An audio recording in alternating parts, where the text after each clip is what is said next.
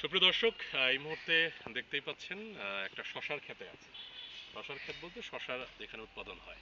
অনেকে ক্ষেত বলতে আমরা আগে ডাকতাম ক্ষেত, অবশ্যই এখন আমরা জমি। ফিল্ড বলি বা জমি, জমি বলি, অনেক সেটাই। নামে ডাকি। তবে ক্ষেত তো আমরা আসলে গ্রাম্য ভাষায় বলতেই পারি। অবশ্যই, অবশ্যই। তো এই মুহূর্তে জায়গাটা হচ্ছে ঢাকা জেলার ধামরাই উপজেলা এবং বালিয়া হচ্ছে এটা জি, ইউনিয়নের জি। নাম।